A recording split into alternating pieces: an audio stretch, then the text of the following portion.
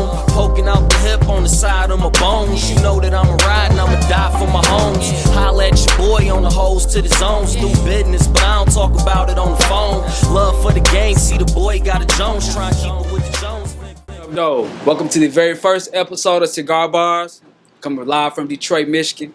We got a very special guest today, Stretch Money, the one and only, a true master of ceremony, lyrical assassin. First thing, Stretch, I want to ask you is, when was it that you discovered that that music was the thing that you were going to do for a career, that this was your path? I think when I seen Tupac's So Many Tears video was the moment where I was like, I want to rap. Yeah. We know when So Many Tears came out, I was a kid, but I had just got that feeling, just the inspiration from seeing Pac reenact what happened to him and rapping about it in the song. It's something about that just was, it was so real, it was so raw to me that it just made me say to myself, I want to rap. You know what I mean? That's right. For years, rapping was just a hobby, and as crazy as a big of a dream of becoming a rapper that I had, when the Stretch Money thing came to life, I couldn't have foreseen, imagined, or guessed that it would have became what it became. I would have became who I became.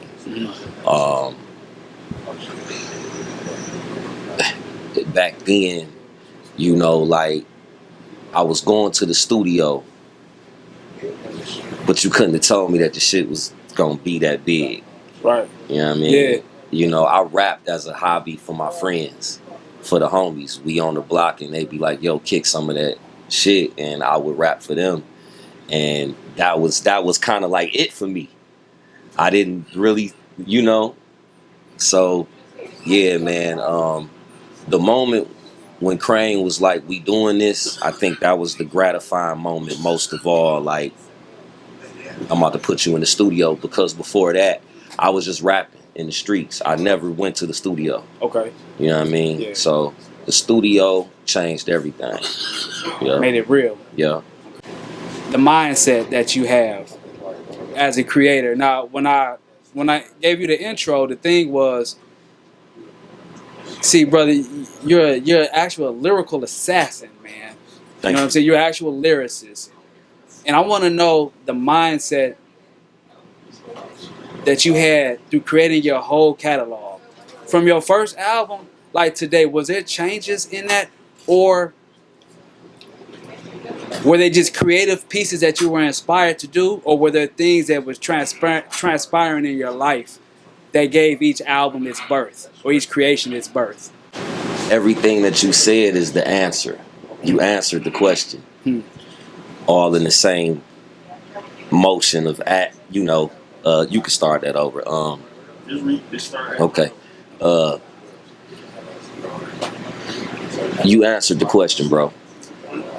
Throughout my years, it's been almost 20 years. Of course, the way I've felt has changed throughout the time. However, I've kept the same hunger and drive that I've had since the beginning. So that's never changed.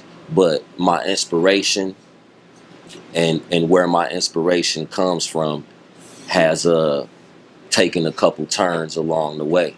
But ultimately, same energy, just more growing and amplifying. When I drop Take Money to Make Money, a lot of people listen to Take Money to Make Money and they take me for like a smooth, humble, cool.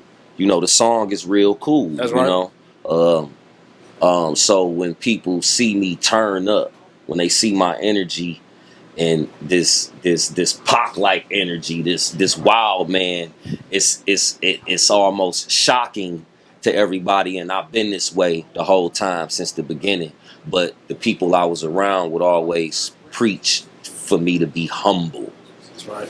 And I feel like it made me a church mouse, you know. But Because I'm a warrior. That's right. You know what I'm saying? And I'm outspoken. So making somebody that's outspoken be quiet is like almost a no-no for real. But yeah. Okay. And see, I want to ask you about your influences. You know, I don't mean to circle back, but you know, I need to heavily highlight right here. So, especially coming up in Detroit, you know, I was born. I'll tell my age. I was born in '80, right? And Detroit, Michigan has always had like a mix of style. You can find pretty much any flavor here. And I want to say that I would definitely not call you a Detroit rapper. They wouldn't say that, man. So, where do your influences come from? My influences come from the greats. Rakim, Run DMC, Cool Mo D, you know, Pop, Big, J, Nas, etc. You know what I'm saying? Yeah.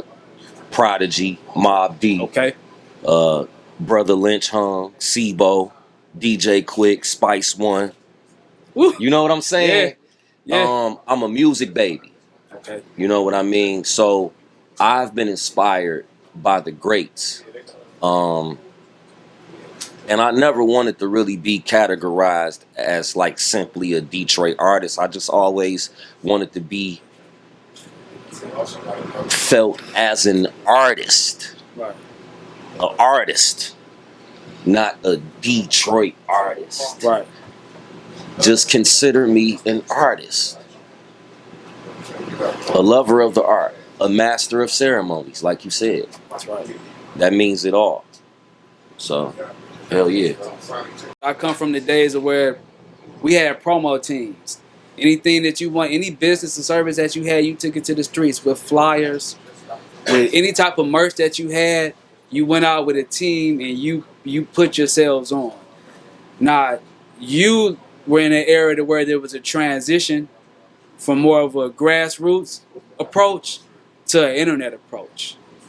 And I want to ask you, how has that affected you, and what do you feel? Are there like pros and cons? Is it better now, or you know what I'm saying? Do you think that the old tactics was still apply? Like, how does that affected you as an artist? It was a dynamic shift between things being physical and in the streets to things being digital and social media. I had to take some time out to learn social media and the internet in order to adapt to what's going on today. And it's a constant learning curve because it's always changing. They got this thing called the algorithm. Yeah. You know what I'm saying? Me and my partner was just talking about, like, with the way things are now, it's made it easy for anybody to call themselves a rapper or artist, make a song, put it out.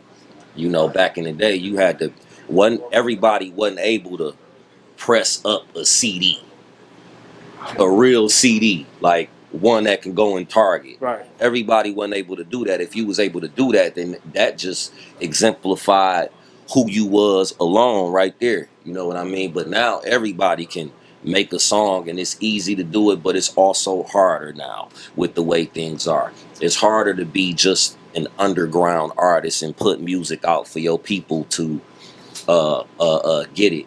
The way things work nowadays, everybody want to see a video.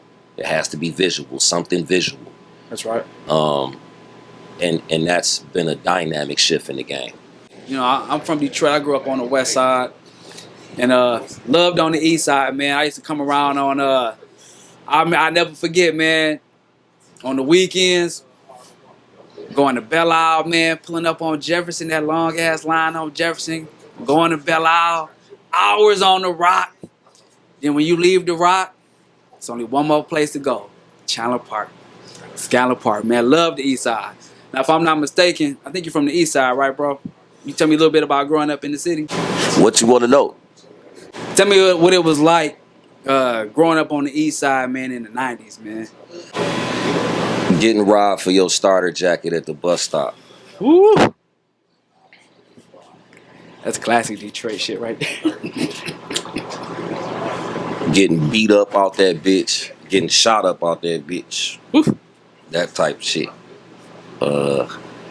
We did a lot more fighting in the 90s than now. Like, Definitely. these boys be shooting shit up. We used to work. We used to throw them. That was the 90s. For me, the 90s, my mama had a drop top Chrysler LeBaron. Yep. She took me and my dog to the show to see Menace to Society. Yeah. 90s. Yeah. 90s. You understand? For me, the 90s, cassette tapes. Mm-hmm. You know? Mm-hmm. Singles. Mm-hmm. Explicit version, radio version, instrumental. You know? Damn right. 90s. 90s. You feel me? Barton Cable. You understand me? Box? The Box. Channel 41. This is very important to my upbringing and my childhood and my influence to music. It's right. Where I saw Rakim. It's where I saw MC Hammer. MC Hammer has a lot to do with why I love rap. Okay. You know, he don't get enough credit. That's right. I agree. MC Hammer, the 90s. Deion Sanders, Must Be the Money, the 90s. You know what I'm saying? Woo! You ask me shit like that, you know, for me, you know. So, wrestling, you know, the great years, the wonder years, and the Monday Night Raw and SmackDown, you know, Mick Foley, yeah. The 90s. Yeah. Dawson's Creek. I watched Dawson's Creek. I love that fucking show. Mm-hmm. It was fucking amazing. Okay. Yeah. Buffy the Vampire Slayer. You I know about Buffy. Yeah, you know. Sarah Michelle Gellar. You know. The 90s. You know, Two-Live Crew on cassette tape, riding with my auntie, Gold Toyota. We arrived from east to west, Two-Live Crew, Montel Jordan. Yep. This is how we do it. Yep, that's how we do it, yeah. This is how we do it. The 90s. Yeah. I want to know out of your career, man. Can you tell me any classic moments, any crazy moments out of your career that you remember, man? Whether if it was you was doing a show, you was out in the streets, anything, somebody like a fan catch you, like just something just like just sticking to your brain. You know what I'm saying? Like you really remember that, like out of your whole career, like just some crazy shit. Doing a show with MC Breed. Okay. He opened up for me. Damn. Breed. I was so shook, appalled, nervous, blown away by his performance. Can't understand why they had Breed come out before me. Can't understand it for the life of me. All right, Stretch, come on backstage. It's almost time for you to get ready. We gonna bring you out. I got backstage. I threw up. Damn. Threw up everywhere back there. Right. Come up, pipe myself. Shit. Look up, who's standing in front of me? Breed. Breed. He grabbed me, shake my hand. Young dog, I done heard so much good shit about you. Keep tearing this motherfucker up. Woo, woo, woo, woo. He had the earring in his nose still like Pop. Yeah. And he handed me the mic. And I went out there and rocked that bitch like I wasn't just throwing up. Yeah. Crazy. Yeah, that's crazy. Crazy. That's crazy, bro. Rest in peace, Breed. Breed, man. Rest in peace. An album that you recently did with Valid, classic Detroit album. Arguably one of the best albums to come out of Detroit, man. Arguably. And definitely arguably, man. What was that like, man? How did that process even come about, man? Valid is my friend. Okay. We were friends first. We've been friends almost 15 years. It wasn't about no music. Our friendship was based upon the love of the art, but after so long, so many years, one day I had said to him, "Hey man, we owe it to each other to make some music. You know, we both active and on top of our game, and we sharp. And he's an artist that I got love for, and I respect. Like I said, we good friends first. Okay. So when I said that to him, he was like, "Hell yeah!" Just so happened at the time our frequencies were the same. We wanted to do some music that was 80-esque. And you know, I'm big on alignment, the frequency, how things feel. It was all right. That's right. We made the decision to do it. It was one of the most easiest, funnest processes sonically, musically, that I've ever had throughout my entire career. Okay. That's what's Absolutely. up. That's what's up. Has there ever been things that made you want to give up, man? Like in your journey, was there ever a time that you was like, man, this ain't for me. This ain't working. This and this ain't panning out. This and this ain't adding up. You know what? Maybe I just need to do X, Y, and Z. You ever felt like that anywhere in your career? Yes. Yes. Being transparent and the real nigga that I am, I honestly would like to tell you every day. Every day. Especially with this rap shit. I want to say fuck it all the time. But I love doing it.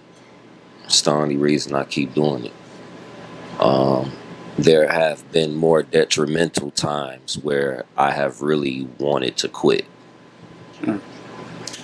And had to be picked back up. A lot of times I pick myself back up though. You know, most of the time. Because it's my fight. So, it's gotten to a point where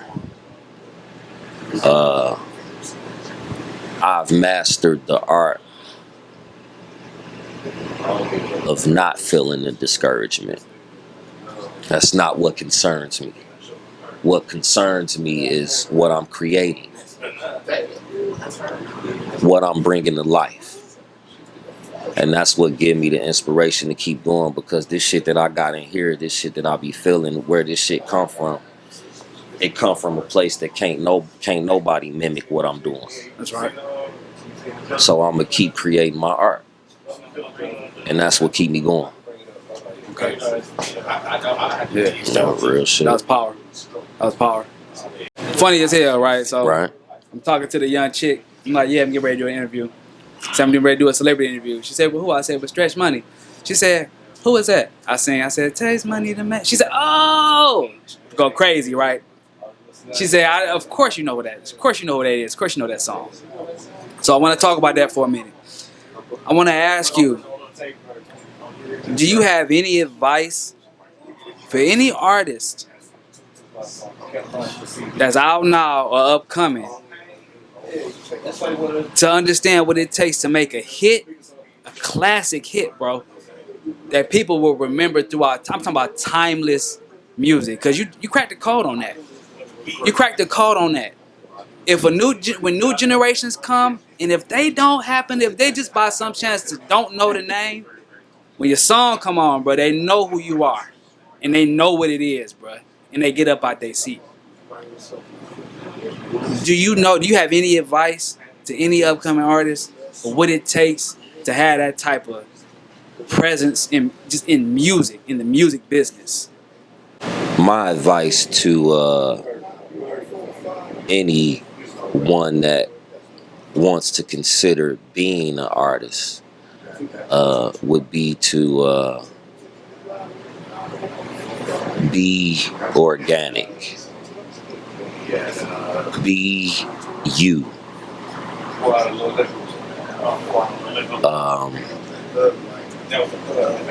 That's it. Make your music from the heart.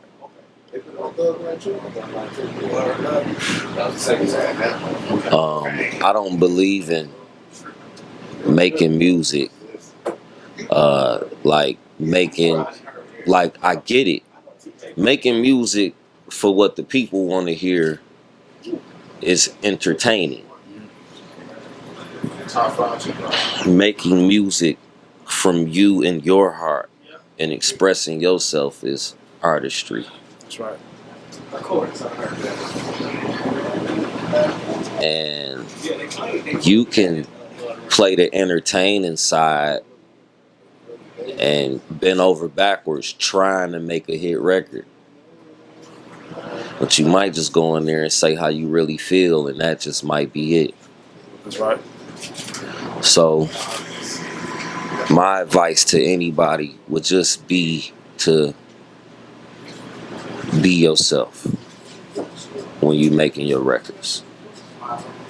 That's word. So this brings up another topic that I wanted to ask you about. I wanted to get your thoughts and your opinions about balancing your career with family. Career and family. And I want to know about the struggles in between those two things. If I'm not mistaken, I believe you're a father. And like, how does that affect your career?